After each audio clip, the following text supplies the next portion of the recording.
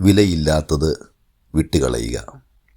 കുഞ്ഞുനാളിൽ നാം കരഞ്ഞതും ഒരു പകൽ മുഴുവൻ നമ്മൾ ചെയ്തതുമായ കാര്യങ്ങൾ പലതും നമുക്ക് ബുദ്ധി ഉറച്ചപ്പോൾ, ശാരീരിക മാനസിക വികാസം പ്രാപിച്ചപ്പോൾ അതിനൊക്കെ വിലയില്ലാത്തതായിരുന്നുവെന്നും നാം പാഴാക്കിയ സമയങ്ങൾ പ്രായമായ ശേഷം അല്പം കൂടി കൂടിയ മൂല്യങ്ങൾക്ക് വേണ്ടി നമ്മൾ സമയം മാറ്റിവെച്ചു തുടങ്ങി. ഏതാണ്ട് ഇങ്ങനെയൊക്കെ തന്നെയാണ് നമ്മുടെ ആത്മീക വികാസ കാലഘട്ടങ്ങളിൽ.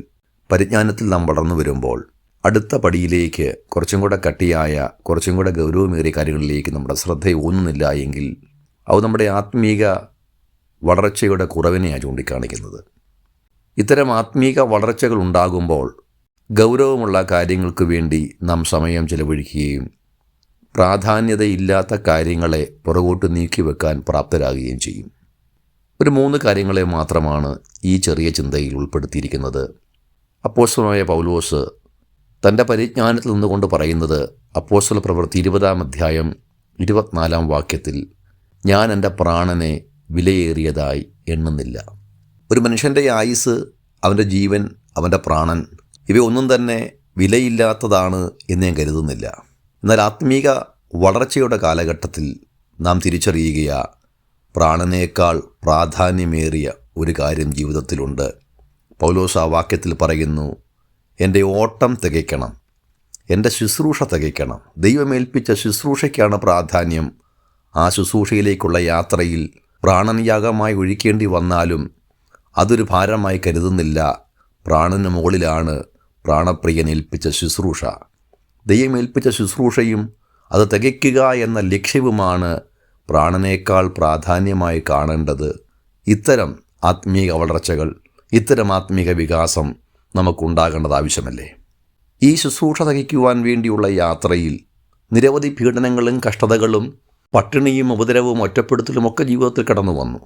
എന്നിട്ടും ശുശ്രൂഷ തികയ്ക്കുക എന്നതായിരുന്നു തൻ്റെ പരമമായ ലക്ഷ്യം.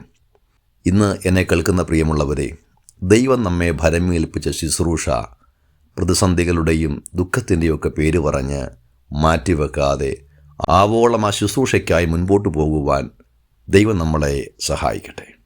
മിസ്രയീമിലെ നിക്ഷേപത്തേക്കാൾ ക്രിസ്തുവിൻ്റെ നിന്ദയാണ് വലിയ ധനം എന്ന് മോശ തിരിച്ചറിയുക.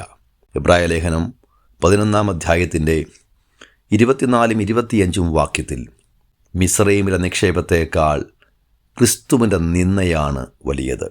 മിസ്രയീമിലെ നിക്ഷേപം എന്ന് പറയുമ്പോൾ ഫറവോൻ്റെ പുത്രിയുടെ മകൻ എന്ന പേരും ഫറവോൻ്റെ ശവസംസ്കാരത്തിൽ ലഭിക്കാവുന്ന സകല ബഹുമാനങ്ങളും അവിടെ ലഭിക്കാവുന്ന സകല നിധി നിക്ഷേപങ്ങളെയും നിസ്സാരമായി കാണാൻ കഴിഞ്ഞത് അതിനേക്കാൾ വിലയുള്ള ക്രിസ്തുവിൻ്റെ നിന്ദയെ ധനമായി കണ്ടതുകൊണ്ടാണ്.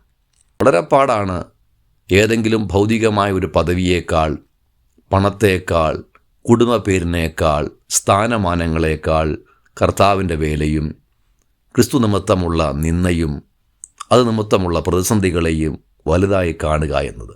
ദൈവം കൈമാറിയ ഉയരത്തിലെ ആ വലിയ വെളിപ്പാടകത്ത് വന്നു കഴിയുമ്പോൾ ഭൂമിയിലെ ഒരു നിക്ഷേപത്തിനും അതിന് പകരം വെക്കാൻ കഴിയത്തില്ല എന്ന തിരിച്ചറിവ് മോശയിലൂടെ നമുക്കും ഏറ്റെടുക്കാം.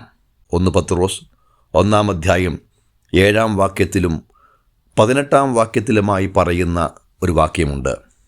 പൊന്ന്, വെള്ളി മുതലായ അഴിഞ്ഞു പോകുന്ന വസ്തുക്കളേക്കാൾ, ഭൂമിയിലെ വിലയേറിയ ഏതെങ്കിലും ലോഹത്തേക്കാൾ വിലപിടിപ്പുള്ളതാണ് ഒരു വിശ്വാസിയുടെ പരിശോധന.